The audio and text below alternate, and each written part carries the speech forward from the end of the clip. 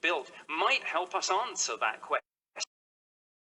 If there are with brains, one thing they might be doing is TV and radio, because it's quite a logical thing, and the next generation of radio telescopes should pick that up. Is it possible, though, that, intelligent life has evolved beyond that, as perhaps we're evolving towards computers, and they look nothing like us at all, and they don't need to look like us? That's very possible as well. And in fact, I went to a scientific conference in 2010. We may be in a largely post-biological universe. And he was talking about artificial intelligence. And that might, of course, be a way that life forms could survive the rigors of space, whether it's the time involved to travel or indeed hostile things like cosmic rays.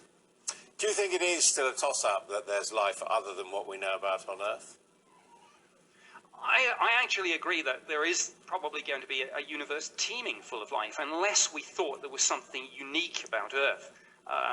Unless we thought that life here was some sort of miracle, whether religious or secular. Really, the factors that gave rise to life here should replicate throughout the cosmos, and I think it is just a matter of time till we find them, or maybe they find us. I mean, you look into UFOs and things like that. What, in your view, is the best evidence we've had of there being some kind of extraterrestrial life?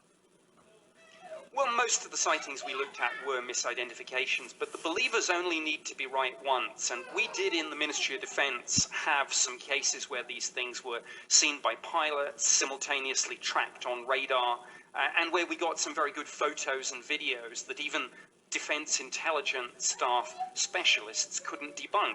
So, in amongst the Chinese lanterns and the weather balloons, there's some good stuff in the files too, so who knows? And the pictures and descriptions of people who claim that they've been abducted by aliens give of the creatures that abducted them tend to be fairly consistent. Is that simply sort of crowdsourcing of information?